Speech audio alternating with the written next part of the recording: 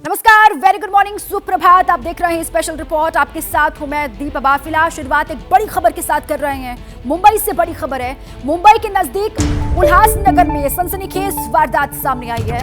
BJP विधायक गणपत गायकवाड़ पर firing का आरोप है। शिंदे गुट के नेता महेश गायकवाड़ को गोली मारी गई। राहुल पाटिल नाम के शख्स को भी गोली मारी गई है। घायलों को अस्पताल में भर्ती करवा दिया गया। फायरिंग का आरोपी विधायक गणपत गायकवाड़ भी अस्पताल में भर्ती है। ये बड़ी खबर। फायरिंग में 2 शख्स घायल बताए जा रहे हैं। मुंबई के उल्हासनगर से ये जानकारी। मुंबई के करीब ये उल्हासनगर है जहां पर बीजेपी विधायक पर फायरिंग का आरोप लगा है। अब आगे बढ़ते हैं। एक बड़ी सियासी खबर है बिहार से। बिहार में चल रही सियासी हलचल पर इस वक्त की बड़ी जानकारी क्या है वो जान लीजिए। आज दिल्ली पहुंच रहे बिहार के दोनों ही डिप्टी सीएम विजय सिन्हा और सम्राट चौधरी दिल्ली पहुंचेंगे। दिल्ली में बीजेपी के दिग्गज नेताओं से वो चर्चा करेंगे। उनके साथ मुलाकात होगी।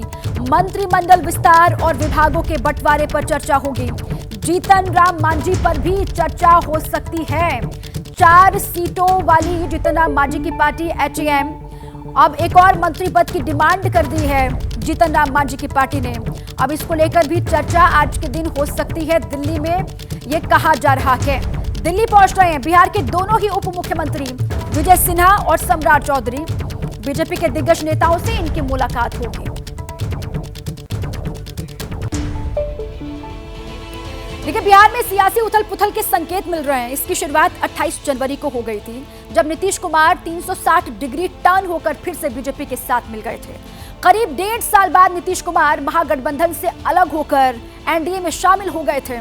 मुख्यमंत्री रहते हुए नीतीश ने 5वीं बार पलटी मारी है और इसको लेकर कांग्रेस और RJD लगातार हमलावर हैं। नीतीश कुमार की पलटीमार पॉलिटिक्स, राहुल गांधी की कोशिश और नरेंद्र मोदी की गारंटी के बीच हम आप के मन में जो चल रहा है या फिर लोगों के मन में जो बातें चल रही हैं वो आपको दिखाते हैं। किशनगंज से M फैक्टर किसके साथ, मुस्लिम वोटर, ये आप समझिए।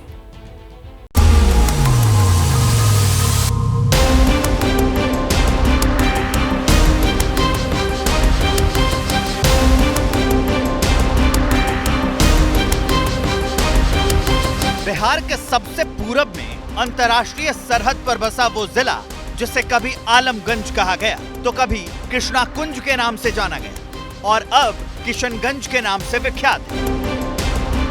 करीब 68% मुस्लिम आबादी वाले किशनगंज में लोकसभा सीट पर 1967 के बाद आज तक कभी कोई हिंदू कैंडिडेट नहीं जीत पाया। मिनी दार्जिलिंग के नाम से मशहूर उस किशनगंज में वोटर का मन टटोलने के लिए एबीपी न्यूज के रिपोर्टर श्रीनिवास अपनी टीम के साथ पहुंचे।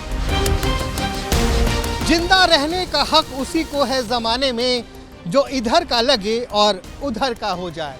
नमस्कार, मैं हूं श्रीनिवास और वसीम बरेलवी साहब की ये लाइनें मुझे इसलिए याद आ रही हैं क्योंकि इस वक्त मैं मौजूद हूं बिहार के किशनगंज में, जहां पे लगातार सियासत के उलटफेर का खेल जारी है। और हम यहां मौजूद हैं ये समझने के लिए कि आखिर आने वाले लोकसभा चुनाव में क्या होगा, अहम फैक्टर और कौन सा फैक्टर लगाएगा सियासी दलों की नैया को पार।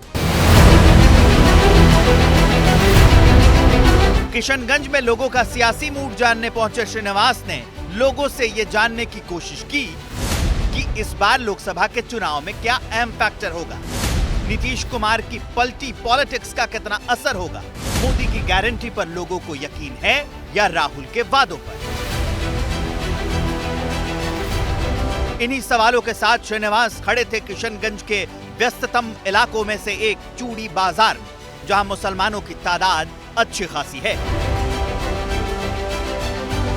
इस वक्त हम किशनगंज के चूड़ी पट्टी इलाके में मौजूद हैं। तमाम लोग हैं, व्यस्ततम इलाका है।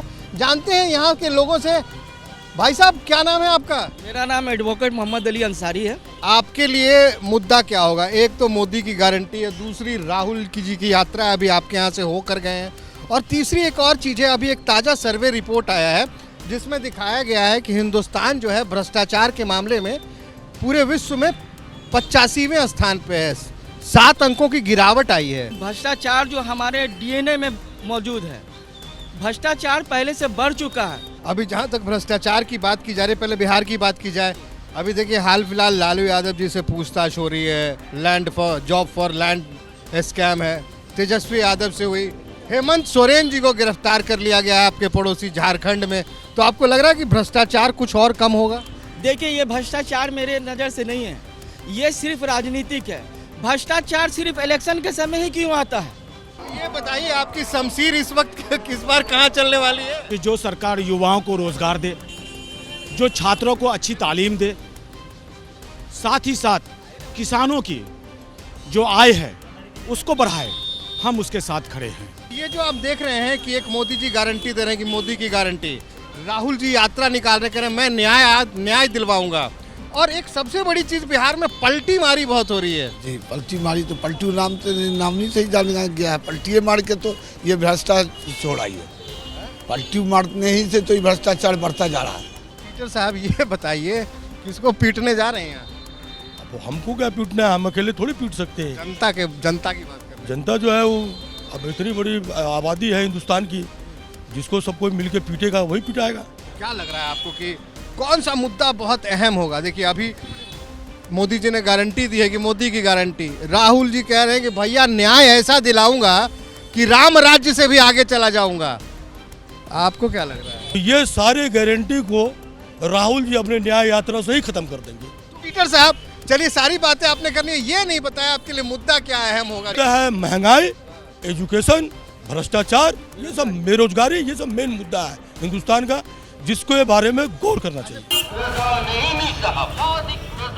इसी किशनगंज में एक बड़ी तादाद है ऐसे मुसलमानों की जो खुलकर प्रधानमंत्री नरेंद्र मोदी की तारीफ कर रहे हैं। हम उनको भी सुनाएंगे, मगर उससे पहले जान लीजिए कि किशनगंज की आबादी करीब 17 लाख है।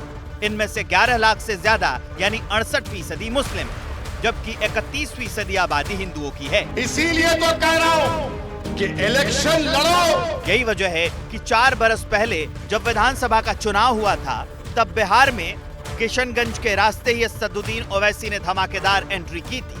तब सीमांचल की 5 सीटों पर ओवैसी मां का जीत की पतंग उड़ी थी। किशनगंज लोकसभा क्षेत्र में 6 विधानसभा हैं, इनमें से 4 किशनगंज और 2 पूर्णिया जिले में आती। इन्हीं में से अमौर, कोचाधाम, बायसी और बहादुरगंज सीट पर AIMIM ने जीत हासिल की थी। ऐसे में सवाल है कि क्या लोकसभा चुनाव में भी किशनगंज में ओवैसी फैक्टर काम करेगा? यहाँ पे हैदराबाद की एक पार्टी आती है सिर्फ ये जानकर कि सीमांचल के इलाकों में एक खास मजहब के लोग ज्यादा हैं और मजहब के नाम पे ही वो वोट मांगती है उनसे। ओवैसी साहब नाराज हो गए थे मुझसे, मैंने उनका इंटरव्यू किया था। आपने बिल्कुल सही फरमाया कि माननीय ओवैसी जी धर्म की राजनीति करते हैं, जिस तरीके से भारतीय जनता पार्टी धर्म की राजनीति करती है। आप ओवैसी साहब डेरा डाल कर बैठे थे, यही याद है ना आपको? देखिए, उस समय का स्थिति अलग था। उस समय क्या था कि बहुत दिन से कंटिन्यू MLA लोग खड़े थे, उनको चेंज करना चाह रहा था और पब्लिक खोज रहा था कि कोई नया चेहरा है। नया चेहरा में इत्तेफाक से MIM का आ गया। कुछ लोग गुमराह की हुए और इस गुमराह के कारण उन्होंने उनको जिताया, लेकिन जब उन्हें पता चला कि ये जितने भी वादे किए कि मैं ओवैसी हॉस्पिटल खोल दूंगा, मैं फलां कर दूंगा, मैं चिल्ला, तो उनके विधायक फिर चले गए चूंकि उनके नेता ने भी इस नब्ज को पकड़ लिया कि यहाँ की जनता धर्म की आड़ पे जो भी वोट मांगेगी उसको बहिष्कार किया जाएगा, चाहे वो भारतीय जनता पार्टी की। पे धर्म की तो कहीं जगह नहीं है, उसको 3 नंबर भी हम नहीं देंगे, 0 पे 0। इस बार ये 3 नंबर दे रहे हैं इनको, लेकिन इसी किशनगंज से इन्होंने खुद माना कि ओवैसी साहब उसी की राजनीति कर रहे थे। चूड़ी बाजार में ही कुछ लोग दुकानों के अंदर बैठे थे। कैमरा जब उनकी ओर गया तो उन्होंने क्या कहा, वो सुनिए सर। तो आपके लिए एक युवा होने के नाते जब आप वोट करने जाते हैं तो क्या मुद्दे होते हैं आप? सर, सबका मुद्दा वही होता है, सिक्योरिटी हो जाए, एजुकेशन हो जाए या मेडिकल हो जाए, यही सब जो बेसिक मुद्दा है। वो महंगाई हो जाए, पेट्रोल हो जाए, किसी एक चीज़ पे बताइए जिसमें एकदम पंचिंग के जैसा काम हुआ हो किसी एक फील्ड में, चाहे वो एक रेवोल्यूशन हुआ हो किसी एक फील्ड में। इस चुनाव में आपने तो बहुत चुनाव देखे होंगे, इस चुनाव में किशनगंज की जनता के लिए मुद्दे क्या होंगे? भ्रष्टाचार एक मुद्दा होगा, विकास मुद्दा होगा, रोजगार मुद्दा होगा, या धर्म मजहब की राजनीति? पहले तो चुनाव पूरे देश के लिए बोल रहे हैं। आपके लोकसभा लोग इंसानियत पे वोट देते हैं, जो इंसान मिलते हैं उनको वोट देते हैं, व्यक्तित्व पे व्यक्तित्व पे वोट देते हैं। जो अच्छे व्यक्ति होंगे उनको हम लोग वोट देंगे। हमको परदेसी कहा जाता है अपने ही शहर में, हमको परदेसी कहा जाता है अपने ही शहर में। हम लोग हिजरत भी नहीं की और मुहाजिर हो गए। वही तो हुआ था पिछली बार। हुआ है ना, ये तो होता है। यहाँ सीधे लोग हैं ना, ठग के लोग जाएंगे तो। 29 जनवरी को राहुल गांधी की भारत जोड़ो यात्रा की बिहार में एंट्री हुई थी, तो पहला पड़ाव किशनगंज ही था। किशनगंज में खड़े होकर राहुल गांधी ने मोहब्बत के दुकान का अपना शटर उठा दिया। देश में आरएसएस की विचारधारा, बीजेपी की विचारधारा ने हिंसा और नफरत फैला रखी है। भाई भाई से लड़ रहा है, एक जात दूसरी जात से लड़ रही है। और हम चाहते थे जो ये मोहब्बत का देश है, इसमें फिर से जैसे मैंने कहा नफरत के बाजार में मोहब्बत की दुकान खुलनी चाहिए।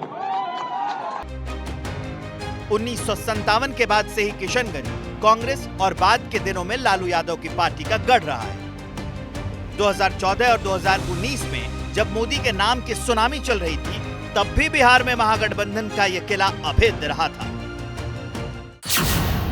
किशनगंज में अब तक 16 बार लोकसभा का चुनाव हुआ है। सिर्फ एक बार 1999 में बीजेपी के सैयद शहनवाज हुसैन जीतकर संसद पहुंचे थे। 1967 में प्रजा सोशलिस्ट पार्टी और 1977 में जनता पार्टी जीती थी। अब तक 8 बार कांग्रेस के सांसद ने जीत दर्ज की है, जबकि 4 बार लालू यादव की पार्टी ने जीत का परचम लहराया था। जिस किशनगंज में अब तक सिर्फ एक बार हिंदू कैंडिडेट ने जीत हासिल की है, वहां इस पर मजहब कहां रहेगा वो सुन लीजिए जरा। चुनाव आ गया बहुत करीब, क्या लग रहा है? लगेगा क्या, हम लोगों के लिए तो इस बार धर्म मुद्दा है। धर्म मुद्दा है? जी बिल्कुल धर्म मुद्दा होना चाहिए। कैसे? इसलिए होना चाहिए क्योंकि हम लोग लोकतंत्र के उस देश में रहते हैं जो धर्मनिरपेक्ष देश है। खेल में कौन से लोग नजर आते हैं आपको? हमारी बीजेपी जो पार्टी है वो भी तो वही है, ओवैसी साहब भी वही है, दोनों वही है। हम कांग्रेस का भी साथ नहीं दे रहे, आरजेडी का भी बात नहीं कर रहे हैं, हम जदयू का भी बात नहीं कर रहे। समीकरण, हाँ ये बहुत बड़ी बात है। और रही बात, हमारे लालू जी बहुत सीनियर नेता है और हमको तो लगता है मोदी जी उनके स्टूडेंट है। मैं एक मेडिकल प्रोफेशन से बिलोंग करता हूं, तो जो मुझे साइकोलॉजी समझ में आता है ना, कि मैं भी विकास के बारे में नहीं, मैं ये सोचूंगा कि भाई मेरा अगर मुस्लिम नेता जीतता है तो मुझे हो सकता है कुछ सपोर्ट मिला, वो भले ही वो कैसा भी हो, ठीक है। अगर उसी तरह हमारे हिंदू भाई भी सेम यही सोचते हैं कि अगर मान यही कह रहे रहमान साहब कि कुछ भी कर लें, कहीं भी जाएं, मुद्दा घूम के वहीं आता है, जय श्री राम नारायण तकबीर, बस यही मुद्दा ही है। अपने तर्क हैं, अपने कथ्य हैं, अपने तथ्य भी हैं। चूड़ी बाजार के लोगों की बात जानने के बाद श्रीनिवास नेमचंद रोड की ओर आगे बढ़े। वहां उन्हें कुछ कारोबारी वर्ग के लोग मिले। ये किशनगंज का नेमचंद रोड है और मुझे इसलिए भी याद आ गया कि वो 2020 का वक्त था, विधानसभा के चुनाव चल रहे थे और जहाँ पे मौजूद हूँ यहीं पे हैदराबाद से आकर ओवैसी साहब ने दल बल के साथ डेरा डाला था और उसका फायदा भी हुआ था उनको। खैर, अब फिर से लोकसभा का चुनाव आने वाला है। किशनगंज में क्या माहौल है? अभी राहुल जी भी आए थे न्याय यात्रा लेकर। देखिए, मैं समझता हूँ कि राहुल जी का न्याय यात्रा का कोई फ़ायदा नहीं है, क्योंकि राहुल जी को लोग हल्के में ही लेते हैं, उनमें अभी तक परिपक्वता नहीं है। और जहाँ तक मोदी जी का सवाल है, राहुल जी मोदी जी के सामने कुछ टिकेंगे नहीं। किशनगंज चाहे भाजपा हो या कांग्रेस हो, एनडीए हो, इंडिया गठबंधन हो, किशनगंज यथावत है। किशनगंज यथावत है। आपने गौर किया क्यों यथावत है? वो हमारे जनता की कमजोरी है कि हम सरकार के साथ सरकार के लोग नहीं मिलाते हैं। मतलब आप डबल इंजन की सरकार मांगते हैं? डबल इंजन की सरकार चाहते हैं। या फिर आप मजहब की? नहीं, मजहब की राजनीति नहीं। तो ऐसा ही महसूस हो रहा है? नहीं, हमारी उन्नति जिस बात पे निर्भर करती है, हम उसी की तरफ बढ़ना चाहते हैं। किशनगंज से कभी एमजे अकबर ने भी चुनाव जीतकर संसद की चौखट पार की थी, तो भी पूर्व डिप्लोमेट सैयद शहाबुद्दीन भी। हालांकि इस बार लोगों को मोदी की गारंटी भी पसंद आ रही है। ये किशनगंज का गांधी चौराहा है और देखिए ये बैटरी रिक्शा ये मिली हैं, जा रही हैं। कहाँ जा रही हैं आप? जी मैं घर जा रही हूँ। किशनगंज की हैं? जी मैं किशनगंज की हूँ। ये बताइए, चुनाव बहुत करीब आ गया, क्या नाम है आपका? मेरा नाम नाजरा परवीन है। चुनाव बहुत करीब आ गया, अब लोग वोट मांगने आएंगे। एनम बोला ना नाम आपने? अच्छा नाजरा, तो अब वोट मांगने आएंगे लोग, तो क्या मुद्दा क्या होगा आपका? जो विकास करेंगे हम उन्हीं को वोट करेंगे। जैसे रोजगार है, शिक्षा है, बेरोजगारी जो दूर करेंगे, जो शिक्षा को युवाओं को रोजगार देंगे, हम उनके समर्थन में रहेंगे। यही मुद्दे होंगे। हाँ। तो अभी जो सरकार है, केंद्र की सरकार, चूंकि चुनाव लोकसभा का होने वाला है, वो सरकार कैसी लगी आपको? इन मुद्दों पे काम किया? नहीं, जो वो सरकार रही वो बहुत अच्छा काम किया है और आगे भी वो अच्छा काम कर। मोदी जी की सरकार? हाँ, मोदी जी की सरकार है, वो बहुत अच्छा काम किया और उम्मीद करते हैं वो आगे और अच्छा काम करेंगे। पिछले 5 सालों में बिहार की राजनीति फिर से 360 डिग्री घूम चुकी है। 2019 के चुनाव में जिस नीतीश कुमार के साथ बीजेपी चुनावी मैदान में उतरी थी, उन्हीं के साथ फिर से उतरने के लिए तैयार है। किशनगंज में मुस्लिमों की बड़ी तादाद है जो खुलकर मोदी मोदी कर रहे हैं। चुनाव अब लोकसभा का बहुत ही करीब आ गया। हालांकि अब तो 365 दिन चुनावी माहौल ही रहता है, लेकिन लोकसभा का चुनाव है। राहुल जी आए थे, न्याय यात्रा लेकर गुजरे, और ये एकमात्र सीट है जो कांग्रेस के खाते में है। कांग्रेस क्या कह लीजिए, जो इंडिया गठबंधन की जितनी पार्टियां, एक सीट किशनगंज जो है, क्या लग रहा है? यहाँ पर मोदी की जो गारंटी है वो 100% किशनगंज के ज़मीन पर उतरी है। वो आप हर माध्यम से देखिए, चाहे आवास योजना हो, चाहे जनधन योजना हो, चाहे उज्ज्वला योजना हो। मोदी जी का काम पसंद आ रहा है आपको? मोदी जी का काम हमें ही नहीं पसंद आ रहा, पूरे हिंदुस्तान को पसंद आ रहा है। इनको मोदी जी की गारंटी पसंद आ रही है 2024 के चुनाव को लेकर। आपको किन की गारंटी पसंद आ रही है? देखिए, मोदी जी भारतीय जनता पार्टी का एक ऐसा ड्राइवर हैं जो लक्ष्य की ओर चलने में एकदम सक्षम हैं। वो पहले लक्ष्य तय करते हैं और इस लक्ष्य पर वो चलते हैं। कौन सी लक्ष्य की बात कर रहे हैं? देश के विकास का लक्ष्य या फिर अब की बार 400 पार का लक्ष्य?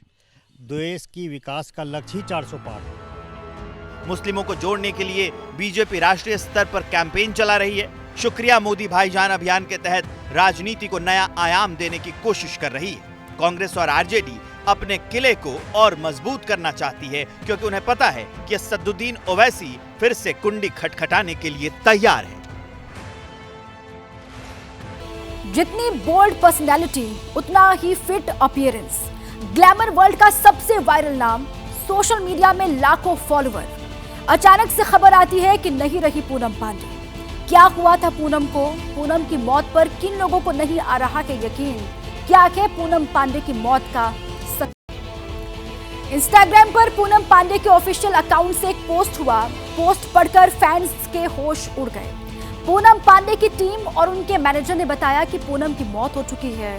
अभी 3 दिन पहले तक तो पूनम पांडे बोल्ड और बिंदास तरीके से अपनी जिंदगी जी रही थी। फिर अचानक से ऐसा क्या हुआ कि पूनम की मौत की खबरें आने लगी? देखिए रिपोर्ट।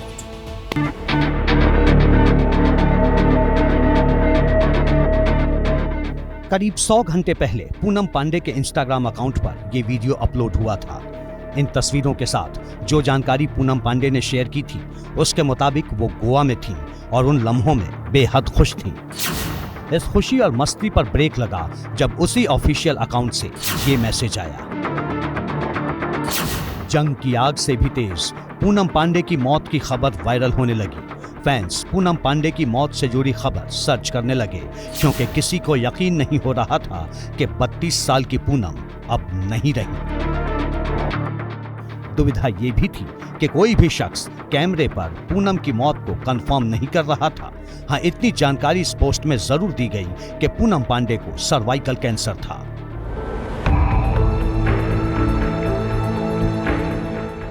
एक तरफ सोशल मीडिया पर पूनम पांडे की मौत वायरल हो रही थी, तो दूसरी तरफ एक वर्ग ऐसा भी था जो पूनम की मौत को फेक न्यूज़ बता रहा था। पूनम की मौत का सस्पेंस क्लियर हो पाता उससे पहले एक और दावे ने मामले को और उलझा दिया। पूनम पांडे की पीआर टीम ने बहुत बड़ा खुलासा करते हुए मीडिया से ये जानकारी शेयर की कि पूनम की मौत की खबर उन्हें आज सुबह उनके घर से मिली। पीआर टीम ने बताया कि उत्तर प्रदेश से सुबह पूनम के घर वालों का कॉल आया और उन्होंने बताया कि पूनम की मौत हो चुकी है। तो क्या मौत से पहले पूनम उत्तर प्रदेश में थी?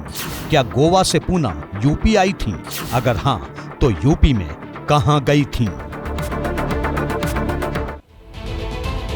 पूनम का आखिरी वीडियो गोवा का है। नाम और पहचान दोनों ही उन्हें मुंबई से मिली, लेकिन बहुत कम लोगों को पता होगा कि पूनम पांडे का ताल्लुक यूपी के कानपुर से था। इसमें कोई शक नहीं कि पूनम पांडे और कंट्रोवर्सी का साथ कभी छूटा नहीं। पूनम के दोस्त भी समझ नहीं पा रहे हैं कि आखिर अचानक से ऐसा क्या हुआ।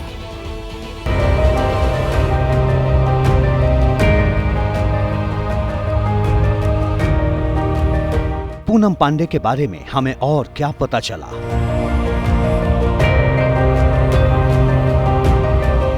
पूनम पांडे के मुंबई वाले घर पर कौन है, ये सब आपको आगे बताएंगे। उससे पहले हम उस सवाल का जवाब तलाशते हैं जो हमें भी बेचैन कर रहा था। हम समझना चाहते थे कि यह सर्वाइकल कैंसर क्या है और क्या इसकी वजह से अचानक किसी की जान जा सकती है। क्या फिट दिखने वाली और हंसने मुस्कुराने वाली पूनम को कैंसर यूं अचानक मौत की नींद सुला सकता है? ये सवाल हमने एक्सपर्ट से पूछे। फीमेल रिलेटेड कैंसर्स में सर्वाइकल कैंसर बहुत ही कॉमन देखा जाता है हमारे कंट्री में। स्पेसिफिकली डेवलप्ड कंट्री में सर्वाइकल कैंसर के इंसिडेंसेस उतने नहीं हैं जितने अपने कंट्री में हैं, because of other high risk factors which are present हमारे कंट्री में जो हैं, बाकी जो यूरोपियन कंट्रीज में उतने नहीं हैं। One of the most important cause is nutrition and hygiene, जो हमारे कंट्री में पहले के ज़माने में ज़्यादा कम था, तो इसीलिए पहले सर्वाइकल कैंसर सबसे कॉमन हुआ करता था हमारे कंट्री में। अभी जैसे इंडिपेंडेंस के बाद इतना सब कुछ अच्छा हुआ है, nutrition wise, health wise, hygiene wise, everything has been taken care of. महिलाएं भी अवेयर हुई हैं काफ़ी। तो सर्वाइकल कैंसर जो पहले नंबर 1 कैंसर हुआ करता था इंडिया में, अभी वो नंबर 2 पे आ गया है। अभी ब्रेस्ट कैंसर नंबर 1 हुआ है। ये बिल्कुल संभव नहीं। सर्विकल कैंसर बहुत स्लो ग्रोइंग, प्री कैंसर से स्टेज 1, स्टेज 2 इस तरह से बढ़ता है। आमतौर पे या तो लोग छुपाते हैं या उनको पता ही नहीं चलता है, डायग्नोसिस नहीं होती। क्यों? क्योंकि सर्विकल कैंसर के लक्षण आम महिलाओं की समस्याओं के लक्षण से मिलता जुलता होता है। तो क्या पूनम पांडे ने अपना मर्ज छिपाया था या उन्हें पता ही नहीं था कि वो एक जानलेवा बीमारी से जूझ रही हैं? सवालों का सस्पेंस बढ़ता जा रहा था और पूनम पांडे के फैंस कंफ्यूज थे कि आखिर सच क्या है। ऐसे में सबसे क्रेडिबल सोर्स थे पूनम पांडे के दोस्त, जिन लोगों की पूनम के साथ तस्वीरें थीं, जो लोग पूनम पांडे के साथ कई मौकों पर कई पार्टियों में दिखते थे। उन्होंने भी पूनम की मौत से जुड़ा शोक संदेश लिखा, लेकिन किसी की पोस्ट से पूनम के बारे में कोई नई जानकारी नहीं मिल पाई। पूनम के दोस्तों को मीडिया से खबर मिली, मीडिया को पूनम की टीम से खबर हुई और पूनम की टीम को पूनम के घर वालों से खबर मिली। यानी पूनम के बारे में अगर किसी को सच पता है तो वो है पूनम का परिवार। लेकिन मोबाइल और सोशल मीडिया के इस दौर में पूनम का परिवार भी ट्रेस नहीं हो पा रहा है। रिजॉर्ट पॉलिटिक्स के पीछे राष्ट्रपति शासन, सवाल तो अब यही पूछा जा रहा है कि क्या डर के पीछे राष्ट्रपति शासन है? क्या रिजॉर्ट पॉलिटिक्स के पीछे राष्ट्रपति शासन है? अगर किसी बात का डर नहीं है तो झारखंड में नए मुख्यमंत्री की शपथ लेने वाले चंपई सोरेन के तमाम विधायक शपथ के ठीक बाद चार्टर्ड प्लेन में सवार होकर हैदराबाद क्यों रवाना हो गए? क्या उन्हें विधायकों की टूट का डर सता रहा है? दरअसल चंपई की फ्लोर टेस्ट के लिए 10 दिन का उनको वक्त मिला हुआ है और फ्लोर टेस्ट से पहले विधायक बागी हुए तो चंपई को बहुमत साबित करना बहुत बड़ी चुनौती उनके सामने खड़ी हो जाएगी। इसी पर दिखाते हैं आपको रिपोर्ट।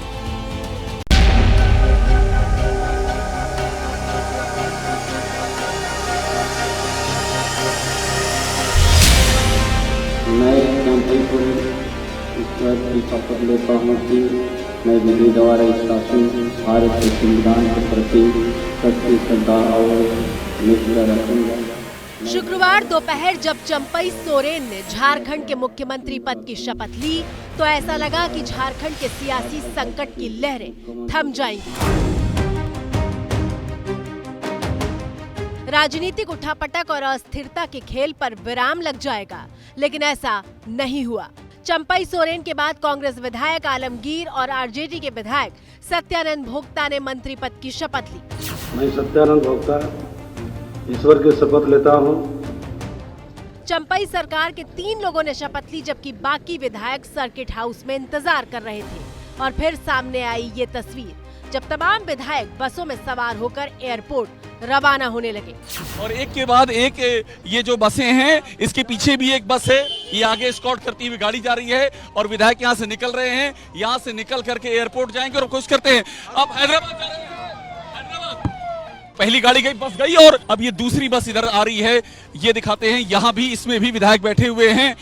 संकट मोचन लिखा इसमें। हैदराबाद हैदराबाद हैदराबाद। ये विधायक खतरे में तो नहीं है सरकार? तो खतरा उतरा नहीं है, हर जोर जुलूम के टक्कर में संघर्ष हमारा नारा है। लोकतंत्र के लुटेरों से बचने जा रहे हैं।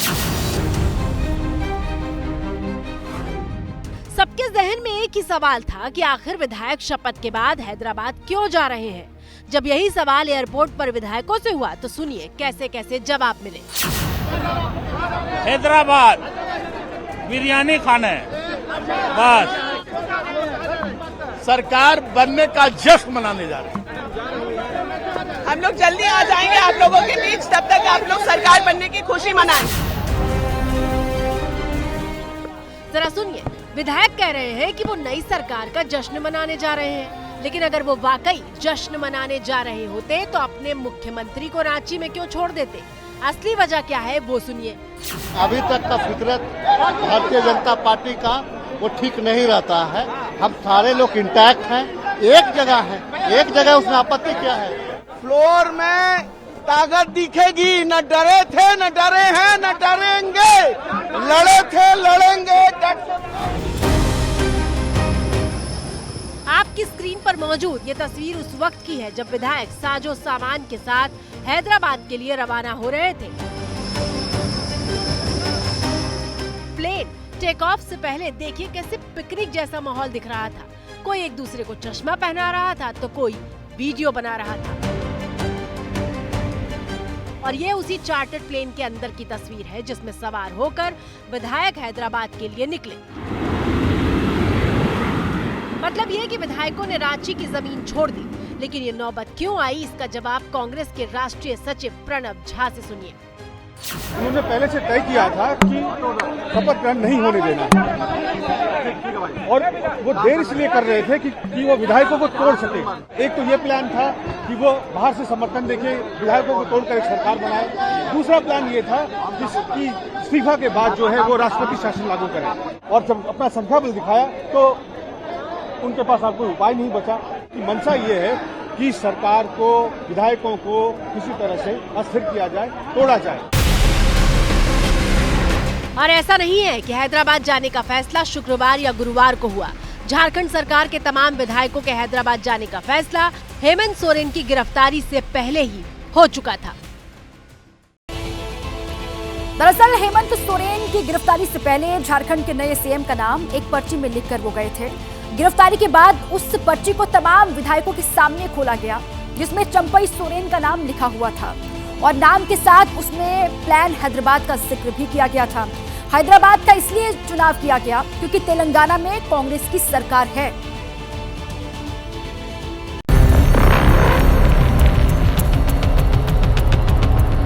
आशंका थी कि शायद ईडी अरेस्ट करेगी, जैसा सब लोग जान रहे थे कि हर जगह इस तरह का हो रहा था। तो उन्होंने एक बंद लिफाफा छोड़ रखा था कि इनकेस अगर उनकी गिरफ्तारी होती है तो उसे पढ़ा जाए सबके सामने, सभी विधायकों के सामने। और जब उसे बाद में उसे पढ़ा गया तो उसमें उन्होंने खुद ही माननीय चंपई सोरेन जी का नाम प्रस्तावित किया था। उनके अपने सिग्नेचर से वो लेटर लिखा हुआ था। उनकी दूरदर्शिता देखिए, वो पार्टी के एक सीनियर लीडर को जिम्मेदारी देके गए ताकि वो सब कुछ संभाल ले। हेमंत सोरेन के दफ्तर में करीब 8 घंटे की पूछताछ के बाद उन्हें ईडी ने गिरफ्तार कर लिया था। गिरफ्तारी के बाद चंपई सोरेन बहुमत की चिट्ठी के साथ राजभवन पहुंचे थे और नई सरकार का दावा पेश किया था, लेकिन राजभवन से सरकार बनाने का न्योता नहीं मिला। तो सामने आई ये दूसरी तस्वीर जब विधायकों को हैदराबाद ले जाने की तैयारी होने लगी। गुरुवार शाम करीब 6:30 बजे विधायक बस में सवार होकर एयरपोर्ट की तरफ निकले। रात करीब 8:30 बजे विधायक विमान में सवार हो चुके थे और प्लेन हैदराबाद के लिए उड़ने ही वाला था। तस्वीर विमान के अंदर की है। देखिए, विमान चल भी पड़ा लेकिन कोहरे ने रास्ता रोक लिया।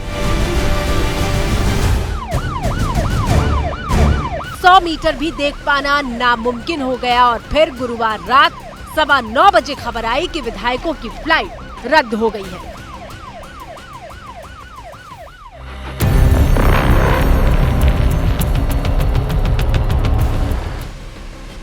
रिजॉर्ट पॉलिटिक्स के पीछे राष्ट्रपति शासन के खौफ को बताने वाली ये है वो तीसरी तस्वीर जब 39 विधायकों का विमान हैदराबाद में लैंड हुआ। गठबंधन के सभी विधायक इस वक्त हैदराबाद पहुंच चुके हैं। सीधी तस्वीरें मैं आपको अपने सहयोगी राजेश के कैमरे से दिखा रही हूं। जेएमएम, आरजेडी और सीपीआईएमएल के वो विधायक जिनमें टूट का डर था।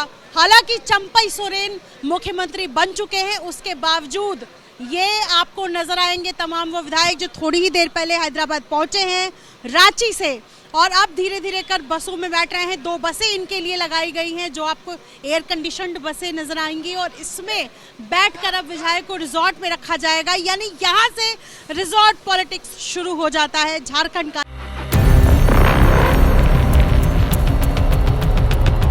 काफ़ी बड़ी तादाद में मीडिया है यहाँ पर, उसी तादाद में यहाँ पर सुरक्षा कर्मियों को भी तैनात किया गया है और यहाँ से इन बसेस में इन विधायकों को लेकर लियोनिया हॉलिस्टिक रिसोर्ट है, शामीरपेट का इलाका है, वहाँ पर लेकर जाया जाएगा।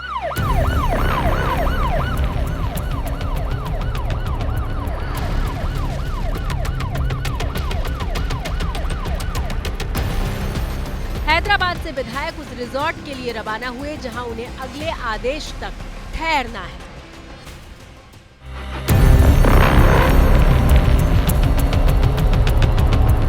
विधायक पहुंच गए हैं रिजॉर्ट और सीधी तस्वीरें मैं आपको हैदराबाद से दिखा रही हूं। ये आपको सामने 2 बसें नजर आ रही होंगी जिसमें जेएमएम, आरजेडी और सीपीआईएमएल के विधायक आपको नजर आएंगे। पुलिस की कड़ी सुरक्षा के बीच विधायक पहुंच चुके हैं इस वक्त रिजॉर्ट के रास्ते और ये देखिए सीधी तस्वीरें बसों की और बसों में बैठे विधायक और हाथ हिलाते हुए आपको नजर आएंगे। यहाँ अगले 3 दिन तक विधायक रहेंगे क्योंकि इनकी सरकार बची रहे। बसों के पर्दे जो है वो बाहर खुले हुए हैं और सभी के चेहरे पर मुस्कुराहट है, लेकिन कहीं ना कहीं टूट का डर है। लेकिन रिजॉर्ट पॉलिटिक्स के पीछे क्या राष्ट्रपति शासन है, ये सवाल बना हुआ है। सवाल ये भी है कि जब सारे विधायक एक सुर में चंपई सोरेन के लिए अपना समर्थन देने को राजी हैं, तो फिर रांची से हैदराबाद वाली ये कसरत विधायकों से क्यों करवाई जा रही है? तो इसके पीछे है बहुमत के लिए बनते बिगड़ते आंकड़ों की तस्वीर, क्योंकि झारखंड के सियासी घटनाक्रम में 4 विधायक बागी तेवर दिखा रहे थे।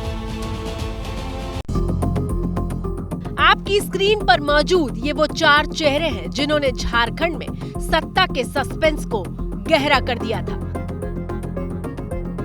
पहला चेहरा पूर्व सीएम हेमंत सोरेन की भाभी और विधायक सीता सोरेन। दूसरा चेहरा विधायक लोबिन हेम्ब्रम। तीसरा चेहरा विधायक चमरा लिंडा और चौथा चेहरा रामदास सोरेन।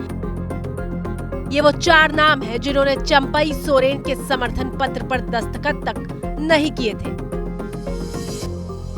दरअसल बगावत का झंडा उठाने वालों में सबसे आगे सीता सोरेन का नाम था। जामा की विधायक सीता सोरेन पूर्व सीएम हेमंत सोरेन की भाभी हैं और जेएमएम के अध्यक्ष शिबू सोरेन के बड़े बेटे दुर्गा सोरेन की पत्नी है। दुर्गा सोरेन की मौत के बाद 2009 में सीता सोरेन राजनीति में सक्रिय हुई थी। सीता 3 बार की विधायक है।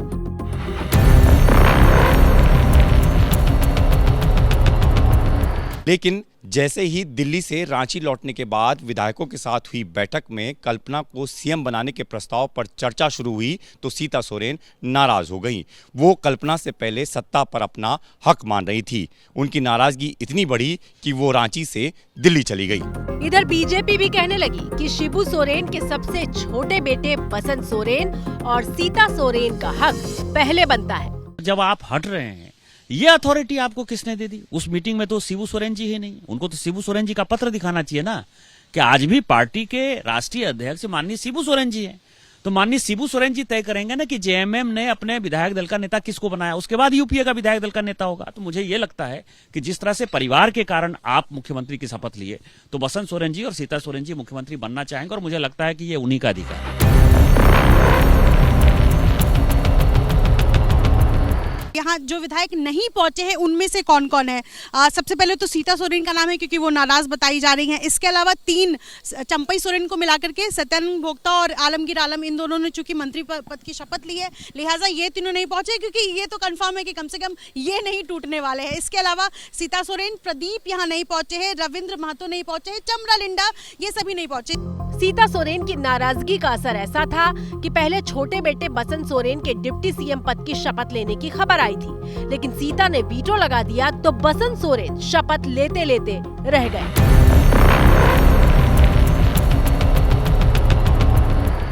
शिबू सोरेन के 3 बेटे हैं। दुर्गा सोरेन की मौत हो चुकी है और उनकी पत्नी सीता सोरेन विधायक है, जबकि दूसरे बेटे हेमंत सोरेन सीएम रह चुके हैं, फिलहाल ईडी की रिमांड पर हैं। सबसे छोटे बेटे बसंत सोरेन अभी दुमका से विधायक हैं और पार्टी युवा मोर्चा के अध्यक्ष हैं।